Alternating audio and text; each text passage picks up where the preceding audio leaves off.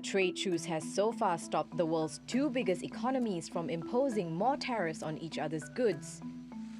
But reversing the $360 billion worth of levies already imposed is proving to be the biggest challenge. Both sides are working hard to implement the consensus that the two leaders agreed to in Osaka and are now holding the 12th round of high-level China-US trade negotiations. As trade discussions begin in Shanghai, the US president had plans of his own. Donald Trump took to Twitter to criticize China for not holding up its end of recent pledges, taking aim at agricultural goods. China is doing very badly, worst year in 27. We're supposed to start buying our agricultural product now, no signs they're going to do so. That's the problem with China, they just don't come through. Our economy has become much larger than the Chinese economy in the last 3 years. But according to Beijing, it resumed buying US soybeans, cotton and pork on July the 19th. Earlier this month, the US exempted 110 Chinese industrial goods from additional tariffs.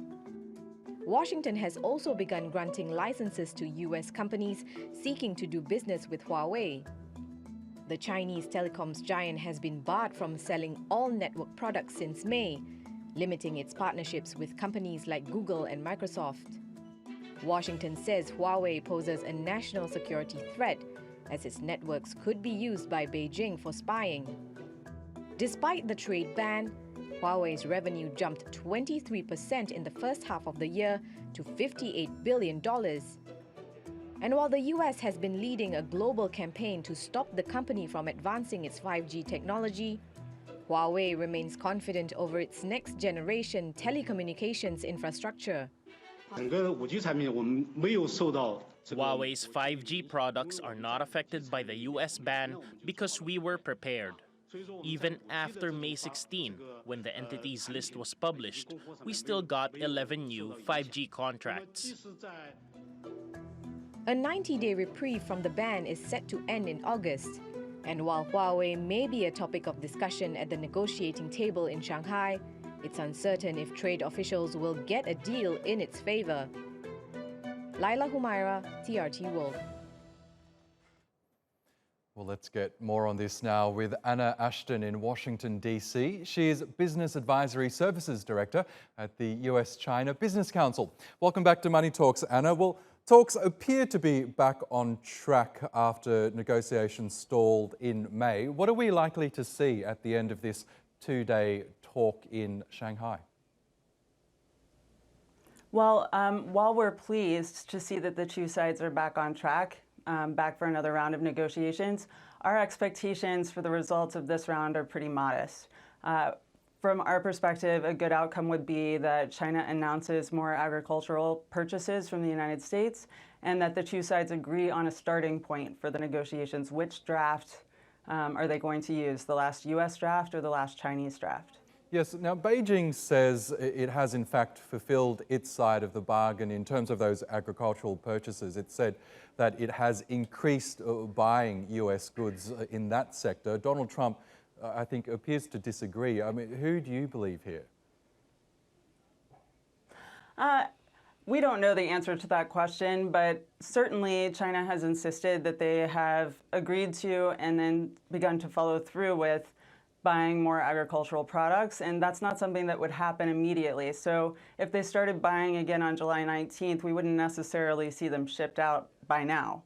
On top of that, there is the fact that from the Chinese perspective, the US has changed the amount that it wants China to purchase more than once. So they may have met original expectations, but now there are higher expectations. Now, as these talks got underway, Donald Trump also took to Twitter to accuse Beijing of perhaps deliberately stalling these negotiations to see if Donald Trump will win next year's presidential election. Is there any truth to that? Impossible to know. I would say that, you know, there is also reason why Donald Trump would want to stall the negotiations until closer to the election, because if he doesn't reach an agreement that plays well to his base, an agreement that looks sufficiently tough, then that could be bad politics for him. Certainly, there are plenty of candidates on the Democratic side who also want to be tough on trade with China, albeit in different ways. So a not tough enough conclusion to the negotiations would be not positive for the Trump campaign. Yes, I want to talk more about that political aspect because, as we know, these elections next year are do or die for Donald Trump, really. We have, as you say, a huge field of Democrats vying to take him on. Now, Donald Trump, until recently, has appeared quite amenable to ending this trade war with China. So do you think this upcoming election is perhaps changing his tune? I think that politics is always primary in his calculus on how to deal with China. It's just really difficult to know exactly what that calculus is right now. But you know, an agreement, as I said, that isn't tough enough is not a good agreement for the Chinese or for the American supporters of Donald Trump, and even if it's a good agreement for the American economy. And how would you describe Beijing's appetite to end this trade war? Do you think they're desperate to reach a deal, or are they happy to wait it out themselves? I don't think they're desperate to reach a deal, but I think they'd like to reach a deal. But a deal needs to be something that has terms that are acceptable to them. There needs to be a lot of compromise on both sides if a deal is actually going to be reached. And it's not beyond the realm of possibility that the Chinese side has decided it would be better to drag this out until closer to the election, you know, in the hopes that they can negotiate with a different team. And perhaps secure a better deal. Okay, Anna Ashton in Washington, thank you for your time. Right. Again.